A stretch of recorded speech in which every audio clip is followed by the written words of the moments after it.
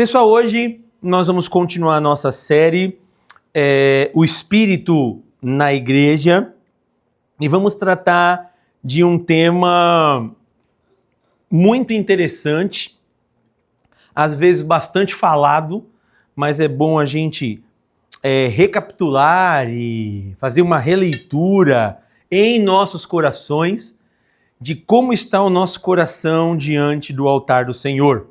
E o tema dessa manhã que eu gostaria de refletir com os irmãos é: de quem é o palco? Do espírito ou do ego? De quem é o palco da minha vida? De quem é o volante da minha e da sua vida? Quem está neste controle? Quem segura? E hoje nós vamos refletir um pouquinho sobre: ou eu deixo Deus estar no controle através do Espírito Santo, ou eu estou no controle. Mas não só isso.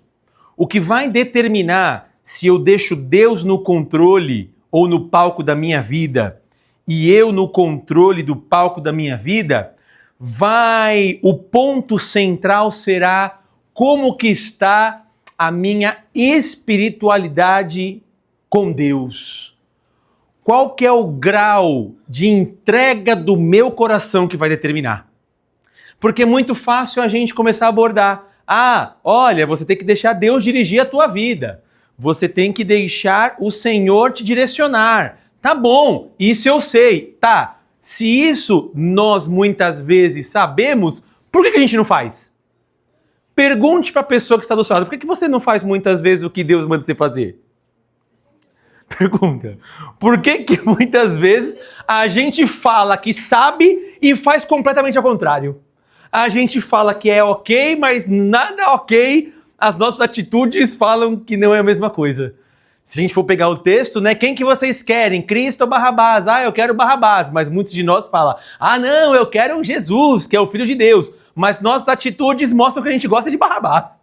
A gente fala do Cristo, crê nele, mas nossas atitudes, a gente nega ele nas nossas ações.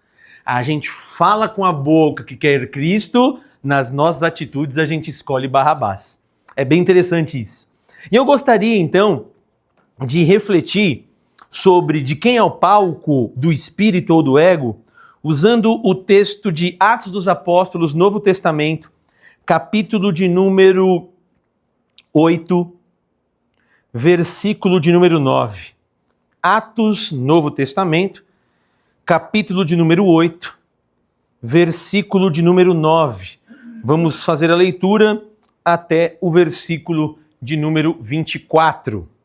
Atos 8, 9 até o versículo de número 24. Quem encontrou, diga glórias a Deus. Aqueles que não, misericórdia, Senhor. E a gente espera um pouquinho mais. Quem não tiver Bíblia pode ver aqui no telão, aqui na frente. Diz assim o texto da palavra de Deus: um homem chamado Simão vinha praticando feitiçaria durante algum tempo naquela cidade, impressionando todo o povo de Samaria. Ele se dizia muito importante e todo o povo, do mais simples ao mais rico, dava-lhe atenção e exclamava: este homem é o poder divino, conhecido como grande poder. Eles o seguiam, pois ele os havia iludido com a sua mágica durante muito tempo. No entanto, quando Filipe lhes pregou as boas novas do reino de Deus e do nome de Jesus Cristo, creram nele e foram batizados, tanto homens como mulheres. O próprio Simão também creu e foi batizado, e seguia Filipe toda a parte, observando maravilhado os grandes sinais que eram realizados. Os apóstolos em Jerusalém, ouvindo que Samaria havia aceitado a palavra de Deus, enviaram para lá Pedro e João.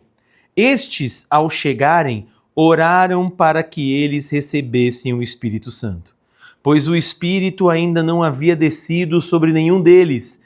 Tinham apenas sido batizados em nome do Senhor Jesus. Então, Pedro e João lhes impuseram as mãos e eles receberam o Espírito Santo. Vendo Simão que o Espírito era dado com a imposição das mãos dos apóstolos, ofereceu-lhes dinheiro e disse: dê-me também este poder, para que a pessoa sobre quem eu puser as mãos receba o Espírito Santo. Pedro respondeu: pereça com você o seu dinheiro. Você pensa que pode comprar o dom de Deus com dinheiro? Você não tem parte nem direito algum neste ministério, porque o seu coração não é reto diante de Deus. Arrependa-se dessa maldade e ore ao Senhor. Talvez Ele lhe perdoe tal pensamento do seu coração, pois vejo que você está cheio de amargura e preso pelo pecado.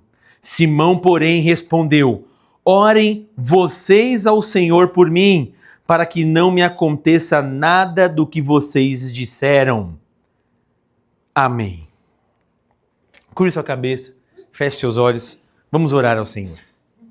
Pai, no nome de Jesus, nós te agradecemos por tudo aquilo que o Senhor tem feito e realizado em nossas vidas. Cremos que o Senhor é um Deus galardoador daqueles que o buscam em espírito e em verdade.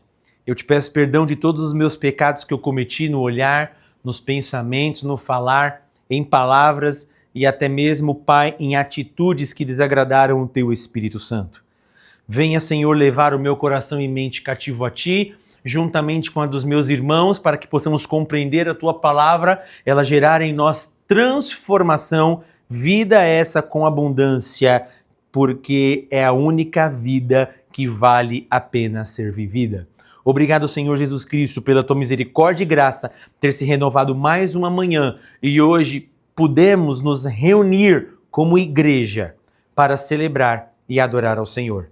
É o que nós te pedimos. Repreende toda obra do mal, todo jugo maligno das trevas, tudo aquilo que venha nos dar distração, que caia por terra no nome de Jesus e fala aos nossos corações por intermédio de Tua palavra, através do Teu Espírito Santo, em nome de Jesus. Amém e amém, Senhor Jesus. Amém.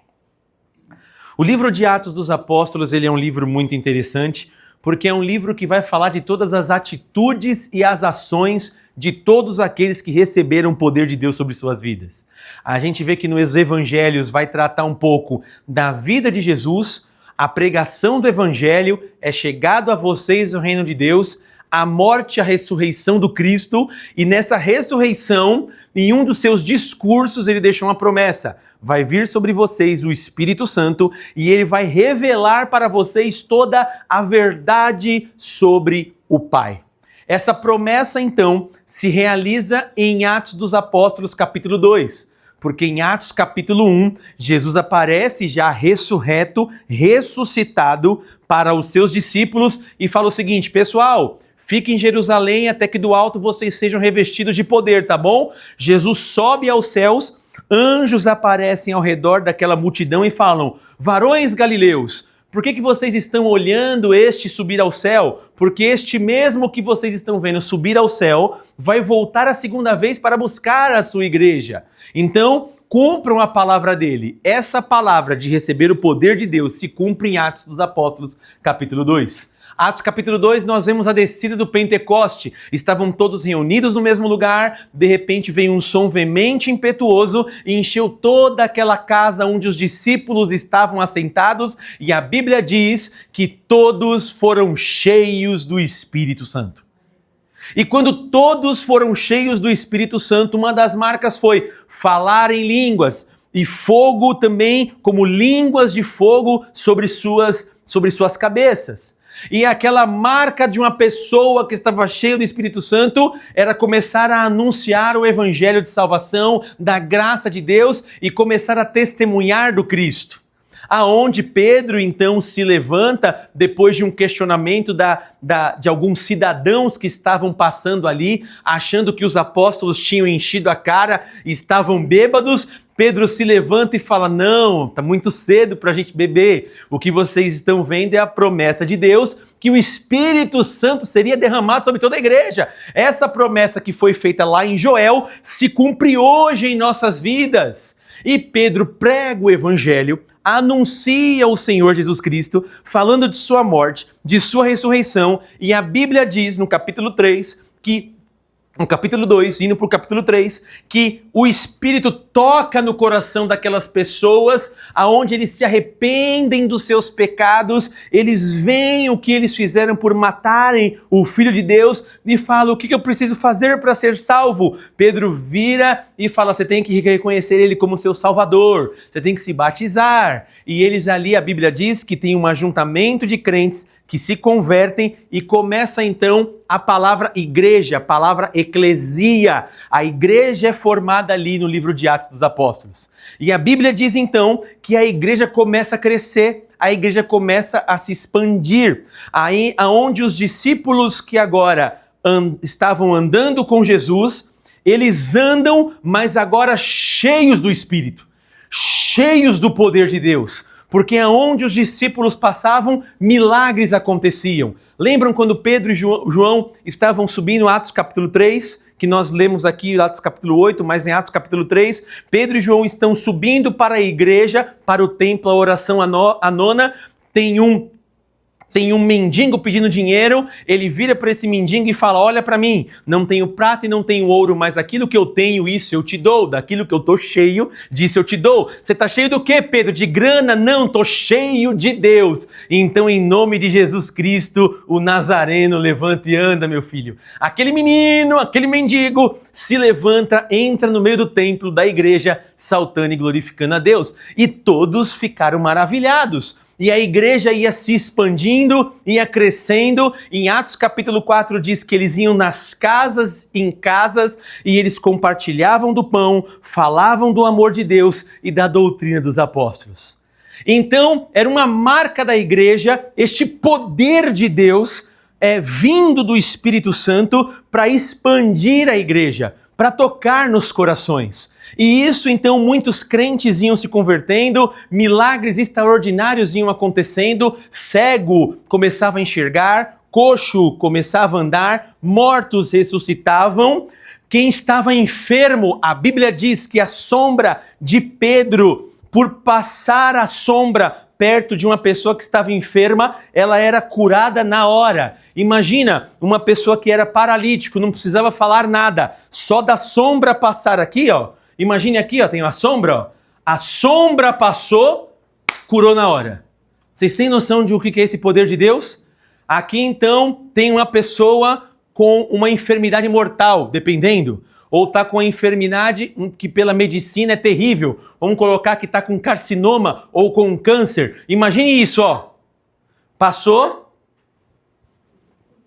curou. O câncer sai na hora. Era isso que acontecia. Na hora. Ou seja, a sombra do homem de Deus, cheio do Espírito, a Bíblia diz, curava. Ele não precisava nem falar: sai em nome de Jesus, seja curado em nome de Jesus, de tanto poder que ele carregava. E nós sabemos que esse poder é provindo de oração, de relacionamento com Deus, e a igreja começa a se expandir. A igreja começa a crescer tanto que começa a ter o quê? Uma reclamação dentro da igreja. A reclamação que chegam para os apóstolos é: peraí, ó, a igreja está crescendo, está sendo muito bacana, muito legal fazer parte de tudo isso que está acontecendo, mas tem pessoas que não estão sendo assistidas. Mas como assim? Olha lá, ó, tem as mulheres, os órfãos não estão sendo assistidos, as mulheres, que são as viúvas, também não estão sendo assistidas. E aí, o que a gente vai fazer? A gente precisa alimentar elas, a igreja está crescendo. Os apóstolos, por sua vez, falam assim: não, a gente não vai negligenciar o dom que Deus nos deu. A gente vai permanecer na oração e no ministério da palavra. Olha que interessante. Nós somos chamados para orar e pregar a palavra de Deus. Mas espera aí, quem que vai assistir às mesas? Vamos levantar a equipe do diaconato. Então eu quero que vocês então vão no meio do povo e elejam 7 pessoas cheias do Espírito Santo, cheias do Espírito Santo, e que tenham bons testemunhos perante toda a comunidade de fé. E eles vocês trazem para a gente. Então elegem alguns, entre eles Estevão e também Filipe, prestem atenção, Estevão e Filipe, que eram diáconos, foram até ali, esses 7, Estevão e Filipe, os apóstolos colocam as mãos sobre eles e os abençoam e transferem poder, unção, autoridade sobre a vida deles com a imposição de mãos. Lembrando, Estevão foi o primeiro mártir. Por pregar o evangelho, foi apedrejado até a morte, mas não negou Jesus. Este Filipe, por sua vez, que é apresentado como diácono, depois de um tempo de ministério não é mais diácono. Ele agora é chamado como Filipe o evangelista. E agora, parem para pensar, Filipe, então, evangelista, cheio do poder de Deus, aonde ele falava do nome de Jesus, milagres aconteciam. Em uma cidade não muito distante, chamada Samaria, tinha um homem. Entramos no texto. Quem é esse homem? Era Simão o Mago. Ele era um mago e um mágico, uma cultura muito tranquila naquela época, porque era uma cultura greco-romana, então tinha um politeísmo muito grande. Então cada um podia adorar os seus deuses, não só adorar os deuses, mas usar amuletos. Podiam fazer sacrifícios a qualquer deus, o que você achasse melhor. Eles usavam simpatias. Já ouviram falar de simpatia? Pergunta para a pessoa que está do seu lado aí. Já ouviu falar de simpatia, meu irmão? Antes de você se converter? Quem nunca fez? Eu também, antes de me converter, foi a simpatia. Nunca fez. Eu me lembro das simpatias. Quando eu fazia simpatia, tá muita chuva. Pega um sal grosso em cima do telhado. Para poder parar. Gastava sal à toa. Gastava sal. Quem já viu aquela simpatia do São Longuinho? Quem já ouviu falar de São Longuinho, levanta a mão. São Longuinho. O que era o São Longuinho? Perdi o relógio. Perdi o relógio, não sei onde está o relógio. Quem que nunca fez isso? Olha, São Longuinho, se eu achar eu dou 3 pulinhos, só que na minha mãe colocava assim, 3 pulinhos, 3 gritinhos. Aí imagina, toda hora na sala, pulando no meio da casa quando encontrava o negócio. Era natural da cultura da época aquilo. Então essa pessoa fazia essas magias no meio do povo, em Samaria, esse Simão Mago, e as pessoas olhavam aquelas magias, aqueles rituais, aqueles amuletos, toda aquela movimentação espiritual, toda aquela movimentação espiritual e maravilhosa, e começou a olhar aquilo como, isso é o poder de Deus. Isso daí que eles estão fazendo é o poder de Deus, essa movimentação, essa espiritualidade é o poder do divino. Na verdade, ele é o grande poder que nós acabamos de ler. Só que a Bíblia diz que quando Simão estava fazendo todas essas mágicas, todas as classes sociais de Samaria gostavam. Então os mais ricos gostavam, os mais pobres gostavam, todos gostavam. Por quê? Porque viam sinais também, viam prodígios acontecerem no meio da cidade. Só que de repente, quando ele está fazendo tudo isso, quem que chega na cidade de Samaria? Filipe, aquele que era diácono escolhido pela igreja, homem cheio do Espírito Santo, e começa, a Bíblia diz, a anunciar o reino de Deus, anunciar a salvação por intermédio de Cristo Jesus. E quando ele está pregando o reino de Deus, anunciando a salvação através de Cristo Jesus, milagres extraordinários começam a acontecer. Pessoas são curadas, pessoas são transformadas, pessoas são têm uma mudança de vida transformadora.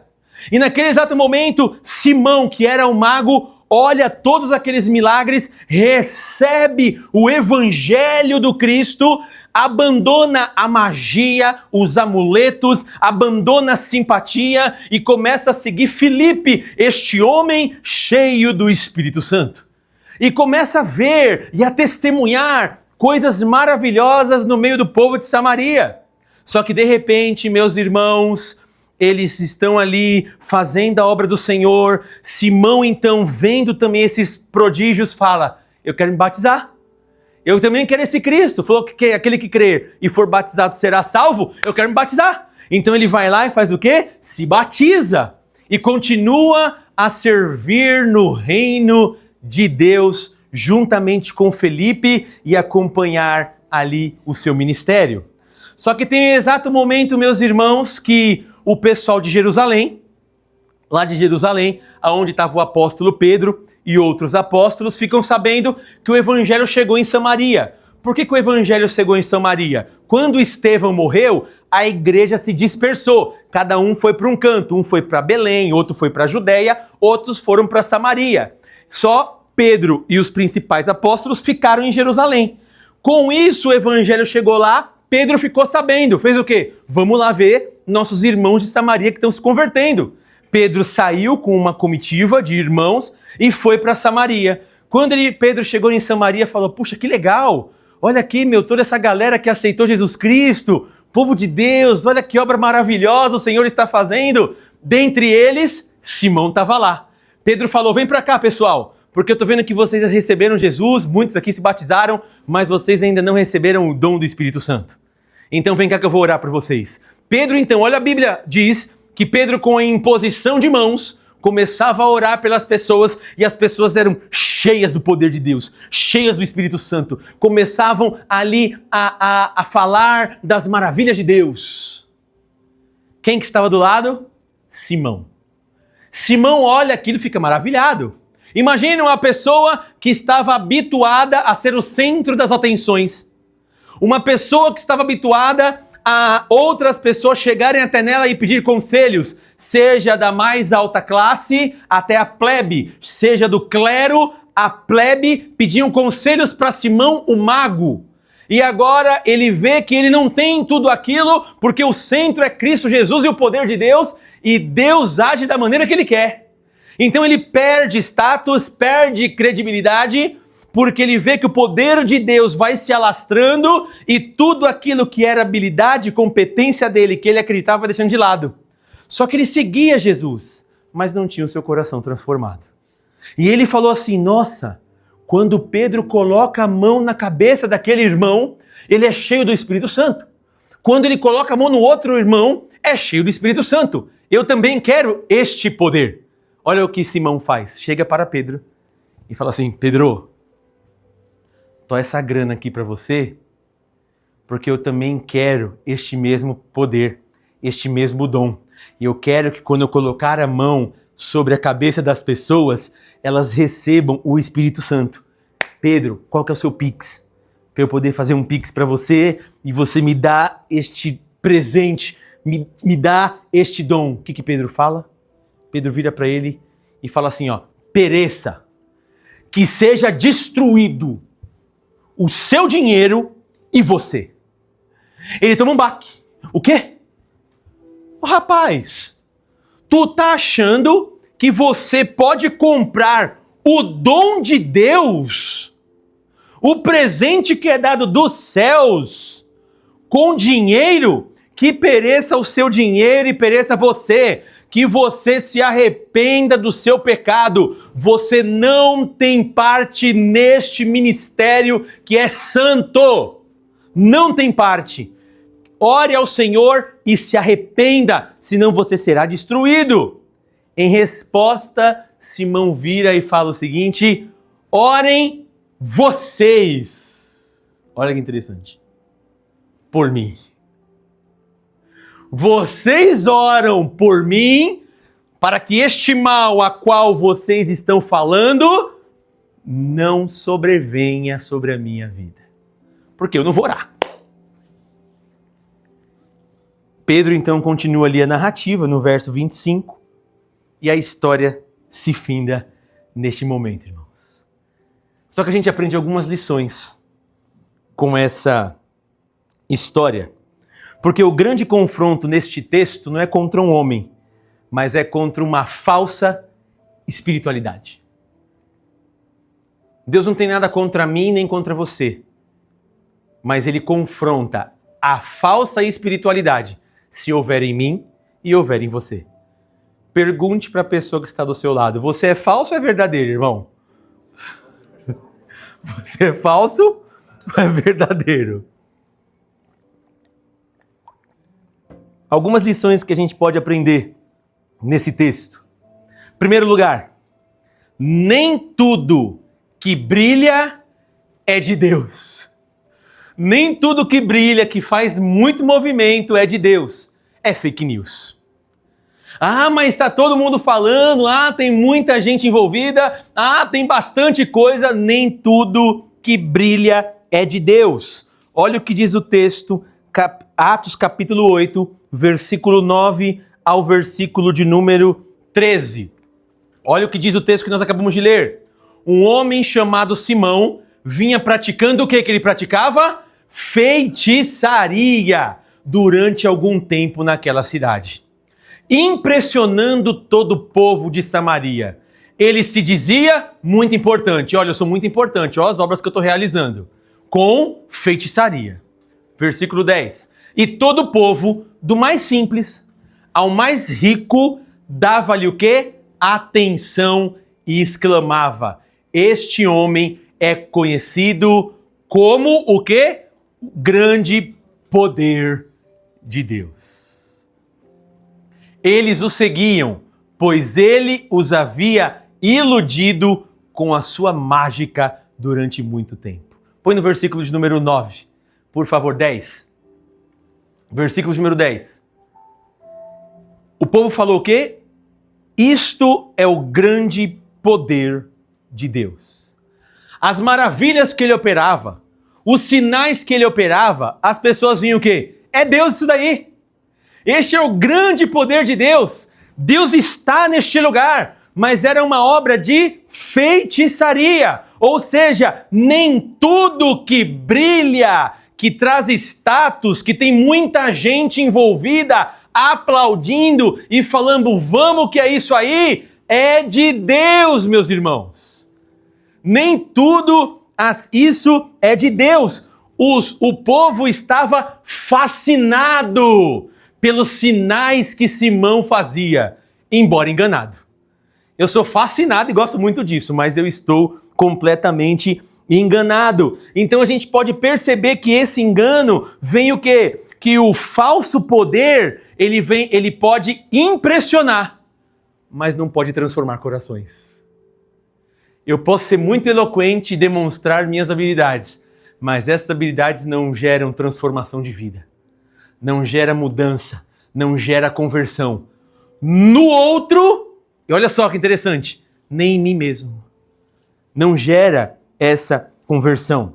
E a gente vê que hoje, em dia, muitas práticas espirituais chamam a atenção, mas temos que tomar muito cuidado, porque nem todas vêm do Espírito Santo de Deus.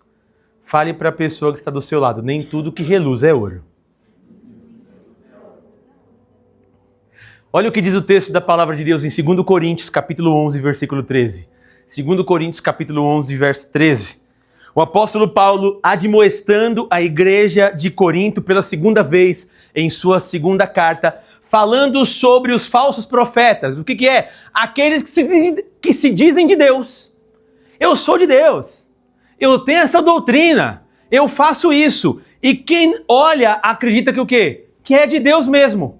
Mas olha o que a Bíblia diz. Pois tais homens são falsos apóstolos, trabalhadores fraudulentos, que fingem ser apóstolos de quem? Finge ser crente, irmão. Finge ser crente, mas não é. Mas finge ser. Aparenta ser. A fala é de crente. A roupa é de crente. Os trejeitos são de crente.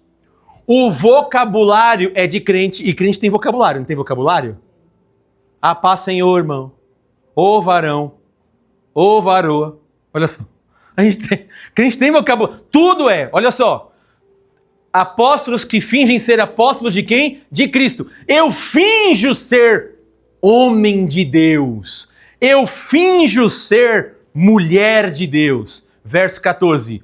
Isso não é de se admirar, pois o próprio Satanás se disfarça de anjo de luz. Portanto, não é surpresa que os seus servos finjam ser servos da justiça. O fim deles será o que as suas ações merecem. Olha só o que o apóstolo Paulo fala. Pessoal, fica tranquilo. Isso daqui não me admira não. Tem gente que fala que é crente, mas é servo de Belial. Mas sabe por que isso não me admira?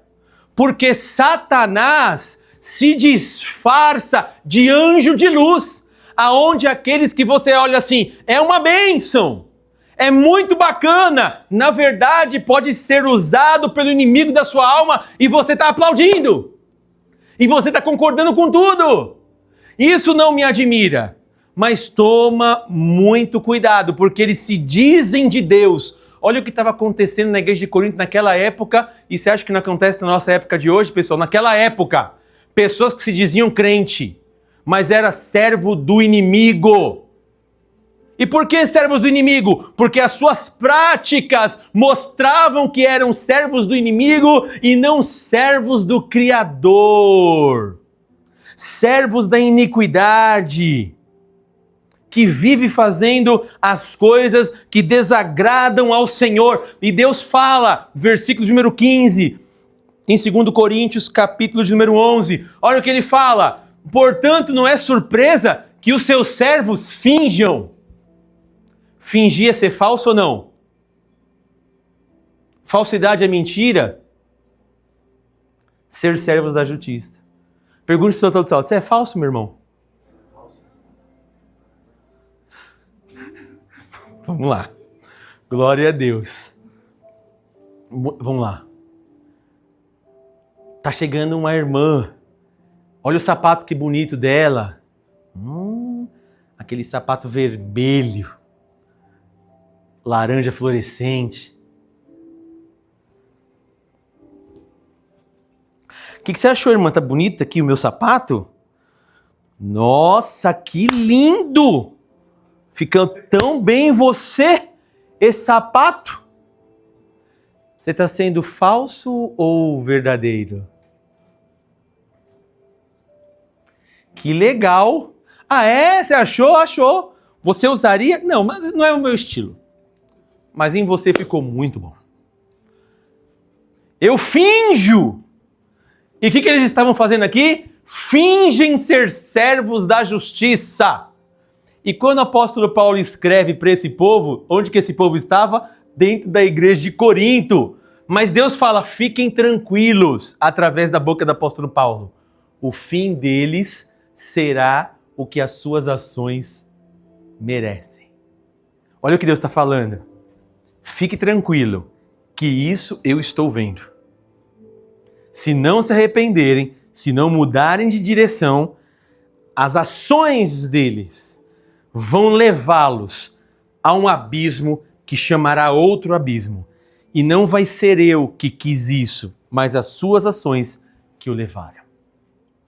Quando nós falamos que somos servos de Deus e cheios do Espírito Santo.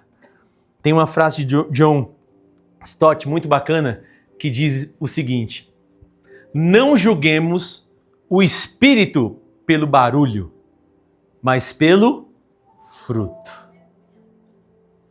Ah, fala em língua estranha, profetiza, olha que barulho todo. Não julga por isso não. Sabe onde eu vejo que me surpreende que é uma pessoa cheia do Espírito Santo, irmão? Ah, pastor, aquela pessoa é cheia do Espírito Santo. Aquela pessoa é homem ou mulher de Deus. Ah, é? Deixa eu ver como que trata a esposa. Deixa eu ver como que trata o marido. Deixa eu ver como que trata os filhos. Deixa eu ver como que leva os negócios. Deixa eu ver como trata as pessoas.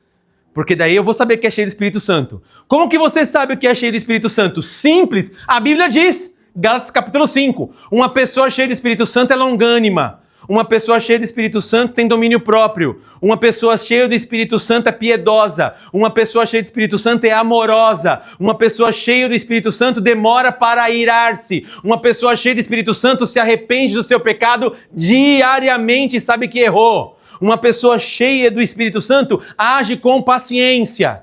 Agora pergunte para a pessoa que está do seu lado: você é cheio do Espírito Santo, irmão? É isso! Não posso julgar pelo barulho. Olha, tá profetizando, tá falando um monte de línguas, tá falando aquele mover espiritual e uma grande massa olha aquilo tudo e fala: é de Deus, calma. Olha o que a Bíblia diz. Paulo está mostrando que se fingem, e John Stott, um dos maiores pregadores também, olha o que ele fala: calma, analisa o fruto. Deixa eu ver se a pessoa é cheia do Espírito Santo. Deixa eu ver se o Renato é cheio do Espírito Santo. Não é porque eu falo em línguas, ou porque eu estou exercendo o dom ministerial, ou vocês exercendo o dom ministerial, que vocês são cheios do Espírito Santo. Sabe onde a pessoa vê que é cheia do Espírito Santo? No fruto, nas ações, nos negócios, nos tratamentos. Cheio do Espírito Santo, hein? Tô vendo cheio. Isso daí eu já tinha estourado a boca do balão. Cheio do Espírito Santo. Olha o domínio próprio aí. Ó a temperança. Olha o perdão. Opa, cheio do Espírito Santo. Aí sim, não me impressiono com barulho. Porque fingimento acontece. O que acontece? Simão fazia sinais e maravilhas extraordinárias e o povo acreditava porque já vinha há muito tempo. Segunda coisa que a gente aprende com esse texto: nem toda busca espiritual é pura. Nem toda busca espiritual é pura. Ah, porque eu estou buscando de Deus, porque eu estou na igreja, significa que é pureza isso? Não, e nós vamos ver na Bíblia. Às vezes eu posso ser impuro e estou aqui dentro pregando o evangelho. Ai, pelo amor de Deus, pastor. Mas é a realidade. Vamos dar uma olhadinha no que a Bíblia diz? Atos capítulo 8, versículo 18 e 19. Nós acabamos de ler. Olha só. Vendo Simão que o Espírito era dado com a imposição da mão dos apóstolos, ofereceu o que para ele?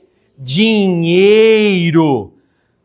Verso 19. E disse: dei-me também esta autoridade, para que a pessoa a quem eu impuser as mãos receba o quê? O Espírito Santo. Olha o que ele está falando. Eu estou vendo que Pedro está sendo tremendamente usado por Deus, que as pessoas respeitam ele, que as pessoas, na hora que ele coloca a mão, prodígios são. Peraí, eu também estou no mesmo grau que ele. Mas como que você está no mesmo grau? Porque eu posso comprar este grau de autoridade, eu posso comprar este dom, eu posso também ter este presente com dinheiro. Aí ele é repreendido por Pedro. Você acha que você pode comprar a autoridade de Deus com dinheiro? Você acha que você pode comprar reconhecimento, influência de Deus com dinheiro? Não! Pereça você e o seu dinheiro. Isso mostra que a busca de Simão não era pura, por mais que ele estivesse no meio do povo de Deus, irmãos. Não era pura. Ele não tinha pureza no coração. Ele, embora estava junto, vivenciando milagres, detalhe, se batizou com as mãos sujas, que simbolizam o meu coração sujo ainda. Eu estou ao lado, mas não sou convertido. Eu estou próximo, mas não consigo beber da fonte. Por quê? Porque a minha busca não é pura. E nesse texto que nós lemos de Atos capítulo 8, é onde tem a origem daquele termo simonia, que é a comercialização dos bens espirituais, que começa lá no primeiro século, pessoal, e vem permeando a igreja através dos séculos. A simonia era a comercialização de dons espirituais, de dádivas, de relíquias, de coisas que são de Deus. Eu começo a comercializar todas essas coisas. Esse termo, para vocês entenderem, ele é utilizado para barganhar ou comercializar realidades espirituais. Isso eu achei tão interessante. Mas como que eu barganho? Desde o primeiro século vindo, cargos eclesiásticos, pastorado, episcopado, papado, envolvendo tudo, comércio, dinheiro, grana. Eu consigo um cargo não porque eu sou bom, mas porque eu tenho dinheiro para comprar ele e status e influência. Isso, o Senhor, através desse texto, já quebra isso. Não existe cargos espirituais, Não existe nada que você pode comprar, é dom, dádiva exclusiva de Deus. Guarde isso, irmão. Guarde isso. Não tem como o nosso dinheiro comprar autoridade. Não tem. Fala assim, ó, quem é. Para a pessoa que está do seu lado. Quem é. A autoridade é de Deus. Aí você fala, não, vou falar a mesma coisa que o outro. Vou fazer a mesma coisa que o outro. Você não faz igual. Porque Deus deu na tua mão para fazer. É na tua mão que Ele deu. Aí você fala uma coisa aqui, vai e flui. Você fala, não, vou fazer a mesma coisa que a Vitória, porque eu sou melhor que a Vitória. O que a Vitória é melhor que eu? Quando ela vai fazer, não dá nada certo. Porque a autoridade está numa pessoa. Olha que interessante. E essa autoridade está na pessoa, o outro não tem como copiar, não vai ter, porque é graça divina. O que Deus colocou na tua mão, meu irmão e minha irmã, é para você, não é para outro. Então não adianta ficar com cópia. Ou pensando nisso, nossa busca tem que ser pura. Indulgências, ó simonia, indulgências ou compra de bênçãos. Martinho Lutero, Reforma Protestante, lutou muito contra isso. Você quer que a sua bisavó, Felipão, saia do purgatório? R$250. R$250 ela sai do purgatório e vai pro céu. Aí o Felipe paga, eu entrego um certificado e ela foi livre. Mas você está fazendo isso, pastor? Século XVI, Reforma Protestante. Martinho Lutero fez isso porque a igreja católica romana fazia isso. Você paga para tirar a gente do inferno. Você paga para perdão de pecados. Pequei. Eu vendi até confissões. O confessionário, lembra do confessionário? Tinha umas práticas lá no passado, aí foi sendo extintas, que você pagava. Aí como que era? Olha só. Sentava lá no confessionário. Estou falando dados históricos, entendeu, pessoal? Não estou falando de crítica às religiões, não. Eles sentavam ali, ó, fiz isso. Tá. Você vai fazer essa reza. Só isso, só. Aí eu já me sentia que estava absolvido por aquilo, e quando eu colocava o pé para fora do templo, cometia a mesma coisa. Não houve um arrependimento. Confissão sem arrependimento, mudança de vida, não é conversão. Sacramentos, Eucaristia, batismo, era pago, eu tenho que pagar. Dons, tinha que pagar.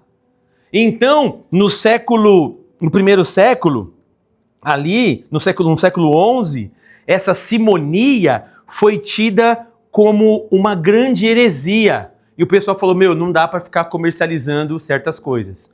Aí, na contemporaneidade que a gente está, tudo que você vê de campanhas espirituais que envolvem dinheiro, tem que tomar muito cuidado. Tome muito cuidado. Porque eu não posso comercializar algo que é de Deus para enganar, como Simão estava fazendo, as pessoas em favor próprio. Por quê? Porque naquela época, se eu era mago e feiticeiro, você acha que eu ganhava dinheiro como, pessoal? Com a feitiçaria. Era a minha profissão. Quer que eu faça uma mágica para você? Quer que eu faça uma simpatia? Paga X, Y, Z. Simão tinha muita grana. Simão tinha dinheiro. Por quê? Eu enganava, ludibriava o povo e o povo pagava para mim, para enganar. Então hoje nós temos que tomar muito cuidado, porque nem tudo que reluz é ouro, nem tudo que brilha é de Deus, e nem toda busca espiritual é pura. A falsa espiritualidade, pessoal, não busca ao Senhor pelo que Ele é, mas por aquilo que Ele pode dar e proporcionar. Olha o que João, capítulo de número 6, versículo 26 diz. Olha o que diz o texto. João 6, 26. Prestem bastante atenção. Palavras de Jesus. Olha o que ele sabe. Olha o que ele fala. Jesus respondeu, em verdade lhes digo que vocês estão me procurando não porque viram os sinais milagrosos, mas porque comeram os pães e ficaram satisfeitos. Vocês não estão me buscando porque eu sou o Filho de Deus e os sinais que eu estou operando. Sabe o que vocês estão me buscando? Porque eu posso dar pão para você comer. eu posso saciar o seu desejo. Você não está buscando porque você é bonzinho. Jesus falando isso. Aí eu falei, meu Deus, olha o que Jesus falou. E às vezes passa despercebido isso da gente. Jesus, ele sabe quem é o Renato? Melhor do que o Renato mesmo. Fala para a pessoa que está do seu lado. Jesus conhece você melhor do que você mesmo. Jesus conhece você melhor do que você mesmo. Olha o que Jesus Cristo fala, a palavra de Jesus. Pessoal, eu sei porque vocês estão aqui. Vocês não estão aqui porque vocês são bonzinhos ou porque vocês são espiritual. É porque eu dei pão para vocês. Eu saciei a vontade. O desejo do seu coração eu fiz. Aquela porta eu abri. Aquela venda eu concluí. Aquela cura eu dei. Eu sei que vocês estão por causa disso. Fica tranquilo, eu sei. Jesus falando isso. Sabe o que a gente tem que fazer? Se converter, irmãos. A gente precisa se converter. Jesus, mas sabe o que é interessante? Jesus fala isso, mas não para de amar. Jesus fala isso, mas não para de nos abraçar.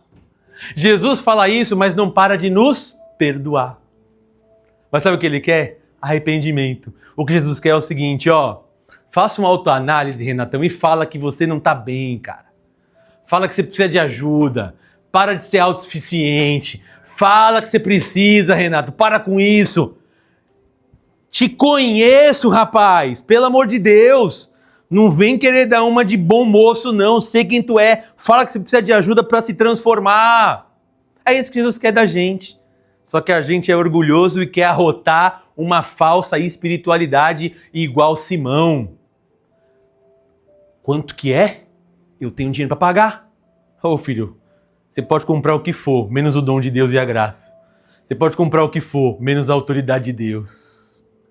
E detalhe, agora que você pereça com isso, se você não se arrepender. Fomos chamados, pessoal, para buscar o Espírito Santo com um coração puro e não com interesses escondidos dentro dele. Terceiro e último que a gente aprende, nem toda admiração significa conversão. Te admiro, viu? Olha, muito bacana estar na presença de Deus. É muito bacana estar na comunidade de fé dita do Cristo. É muito bacana fazer parte da igreja. Tá bom, fazer parte da igreja, frequentar presencialmente não significa que a pessoa está convertida. Não significa que a pessoa está convertida. Atos capítulo 8, versículo 20 ao versículo 24. Olha o que diz o texto. Pedro respondeu: pereça com você o seu dinheiro. Você pensa que pode comprar o dom de Deus com dinheiro? Você não tem parte nem direito algum neste ministério, neste serviço sagrado. Porque o seu coração, olha o que Pedro faz. Pedro denuncia o coração. O seu coração não é reto diante de Deus. Olha que interessante, pessoal. Quem é que denunciou que o coração dele não era reto diante de Deus? A palavra? Deus usou a vida de alguém para falar com Simão? Usou Pedro ou não? Deus vai usar muitas vezes pessoas para nos exortar e falar: você não é reto diante de Deus. Seu comportamento não está tão bacana. E a gente tem que ter essa noção de falar: é homem de Deus falando comigo. É mulher de Deus falando comigo. Olha o que Pedro falou. Imagine você receber uma palavra dessa. Seu coração não é reto diante de Deus, não. Imagina, irmão, para pensar. Imagina, Viviane, Pedro fala assim: Viviane, você está aqui toda com essa pompa, seu coração não é reto diante de Deus, não, viu? Se converte. Ai, pera, fala baixo, Pedro. A pessoa aqui do meu lado. Jair, seu coração não é reto diante de Deus. Vitor, seu coração não é reto. Babi, seu coração não é reto diante de Deus. Ah, como? Lógico que eu sou serva de Deus. Deus usou a vida de pessoas cheias do Espírito Santo para confrontar. Seu coração não é reto diante de Deus. E continua no versículo 21. Arrependa-se, portanto, dessa maldade e ore ao Senhor. Renato, se arrepende dessa tua maldade. Teu coração, Renato, não é reto diante de Deus. ore ao Senhor e se arrependa, porque embora você está andando do lado, você não é convertido, não recebeu a transformação provinda do Espírito Santo. Você está no corpo, mas não faz parte do corpo, porque o seu coração, Renato, não é reto diante de Deus. Você não tem parte neste ministério, mas tem uma solução para você, tem uma saída para você, Renato. Se arrependa do seu pecado e ore ao Senhor desta maldade. Talvez Ele perdoe tal pensamento do seu coração. E olha no versículo de número 23. Pois vejo, Pedro falando para ele, eu vejo o seu coração, que está cheio de amargura e preso pelo pecado. Sabe por que você está assim? Você está preso pelo pecado ainda. Você não se desvencilhou do pecado do seu coração amargurado. Você precisa orar. Você precisa mais de Deus. Você precisa ter mais tempo com o Criador, Simão, para que ele mude a sua vida. Aí Simão responde. Simão, porém, respondeu: orem vocês ao Senhor por mim, para que não aconteça nada do que disseram. Eu não vou orar, não. Você ora para mim, Vitória, para que não aconteça isso. Vou continuar com meu coração assim mesmo. Vou continuar com meu coração duro. Só ora aí, então, para que não aconteça nada de mal comigo. Mas eu não quero me converter. A falsa espiritualidade, meus irmãos, admira mais o poder do que a entrega ao Senhor. Deus sabe se a gente se aproxima dele falsamente ou não. Você acredita que, irmãos, isso aqui é sério, é interessante. Ele fala assim, ó, e aqui agora, se você não se converter, que você sofra esse dano. Os seus atos vão ser corrigidos por Deus. Mas olha que interessante, pessoal. Olha como Jesus conhece as pessoas. Eu estava lendo esse texto e achei maravilhoso. João capítulo 2, versículo 23 a 25. Preste atenção. João capítulo 2, versículo 23 a versículo 25. Jesus é lindo. Vou falar para vocês. Jesus, ele é lindo. Ele conhece a Cadine, ele conhece a Vitória, ele conhece o Renato, conhece a Tati, Vivi, Sarinha, Dona Neuza, Jarinho. Olha o que ele fala. Enquanto estava em Jerusalém, na festa da Páscoa, perto dele fazer ali a celebração da ceia e ser depois preso e crucificado. Muitos creram no seu nome porque viram os sinais e milagres que ele realizava. Segura aqui. Por que eu creio em Deus? Sinais, só Deus pode fazer uma coisa dessa. O coxo andar, paralítico, o cego enxergar, o leproso ser curado. Só o Filho de Deus pode fazer isso. E eu faço o quê? Eu creio em Jesus. Muitos creram. Aí nós entramos no versículo 24. Jesus, porém, não se confiava a eles, pois conhecia a todos. Sei quem é você, filhos. Estão aí me exaltando. Hosana, vem, ora vem o Rei das alturas. Olha que lindo Jesus. Olha o que Jesus faz. Eu não me impressiono com você, não. Eu não me impressiono com as suas mãos levantadas. Eu não me impressiono com o seu louvor dominical. Não impressiono. Sabe por que eu não me impressiono? Olha isso. Porque eu sei quem você é. É como se Jesus dissesse assim, ó, eu sei que não é isso que você mostra no coletivo, Renato. Eu sei que você não é isso. Porém, Jesus não se confiava a eles, pois conhecia a todos. Verso 25. Isso aqui é para fechar com chave de ouro. Jesus é maravilhoso. Não precisava, Jesus, que ninguém lhe desse testemunho a respeito do homem, pois ele bem sabia o que havia dentro do ser humano. Ninguém precisava chegar para Jesus e falar assim, ó, Jesus, Toma cuidado com a Cadine e com a Vitória, tá? Não, por confiança não. Jairinho, toma cuidado com o seu Luiz, tá? Jesus falou o quê? Ninguém precisa falar para mim de testemunho de ninguém. Não, mas por que, Jesus? Porque eu sei o que está no coração de cada um. Não precisa falar.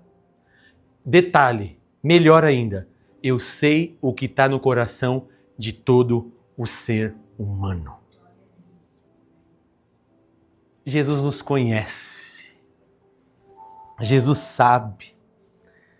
Jesus nos leva a refletir, pessoal, que a gente pode frequentar uma igreja, participar das atividades, nos emocionar com muitos eventos que a gente tem, mas isso não é garantia de conversão se não nos arrependermos dos nossos pecados e pedir a transformação do Espírito Santo em nossas vidas.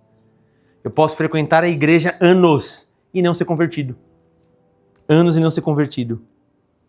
Aí a reflexão que fica para a gente nessa manhã, através dessa palavra, estamos vivendo uma vida de espiritualidade verdadeira, onde o Espírito Santo guia todas as nossas atitudes?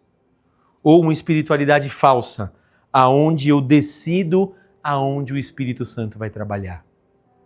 Essa é a reflexão. A espiritualidade verdadeira é o seguinte: Deus, toma minha vida e eu faço o que eu quiser. Você faz o que você quiser na minha vida. A espiritualidade falsa: eu faço até este ponto. Daqui para frente eu não faço. Isso daqui eu não faço não, porque eu sou homem. Olha as desculpas que Satanás vem querer colocar na nossa mente. Ah, todo homem é assim, a gente peca mesmo. Ah, a gente faz isso. Ah, não, mas eu sou imperfeito. Engano de Satanás. Engano de Satanás para a minha vida e para a sua vida. Se nós nos esforçarmos com a atuação do Espírito Santo, nós conseguimos viver uma vida santa e digna, que agrade ao Senhor, porque Ele conseguiu. Como que Jesus conseguiu? Sendo cheio do Espírito Santo. Ele passou nessa vida inteira sem pecar, porque ele não nasceu em pecado, mas nós conseguimos também, meus irmãos, não sem pecar, porque o pecado habita na nossa carne e estamos presos nesta carne, neste corpo pecaminoso e decaído. Mas é possível servir a Deus e falar não para o pecado. Uma coisa que eu descobri na trajetória cristã que eu tenho, irmão, guarde isso. Você só peca se você quiser. Você peca você querendo pecar. Não tem, ai, fui tentado, ai, fui isso. Não, eu quis pecar, eu quis me desagradar o coração de Deus, eu quis mesmo fazer o que a minha vontade queria, mesmo sabendo que isso era errado perante ao Senhor. Eu quis pecar. Ninguém peca do nada. Eu quis ir para as noitadas da vida, eu quis ir para a prostituição, eu quis encher a minha cara, eu quis fazer adulterar, eu quis fazer tudo, eu quis, não fui tentado, eu que quis. Ah, não consegui segurar. A gente só não consegue, meus irmãos, segurar os pecados para a gente poder fazer eles, se a gente não tiver cheio do Espírito Santo. Mas, pastor, isso significa que a gente não vai pecar? Não, você vai pecar e eu vou pecar muito ainda. Só que o pecado será na nossa vida, sabe o quê? Um acidente. Um acidente. Pequei, Deus. Sabe o que o pecado tem que gerar na minha vida e na sua? Só que não gerou na vida de Simão? Arrependimento.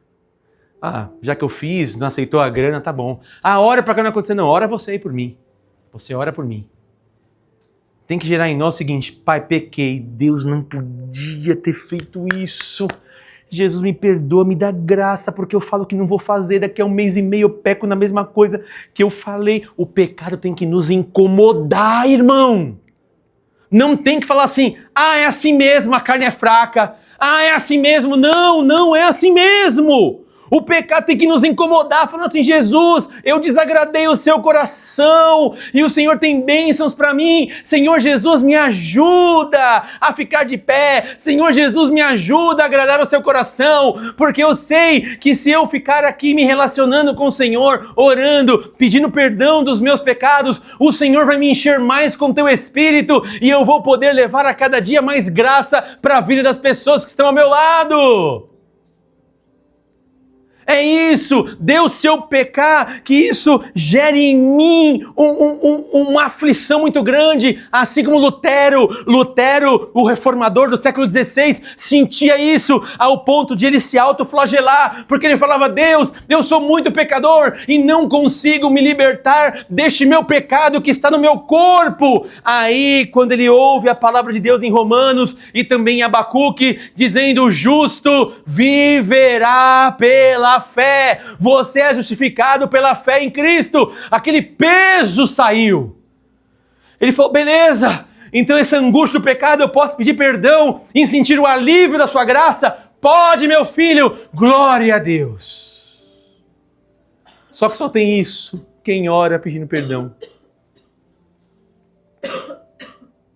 Então a gente começa a perceber, pessoal, que nem tudo que brilha é de Deus. Nem toda busca espiritual é pura. E nem toda admiração significa conversão. Vamos orar?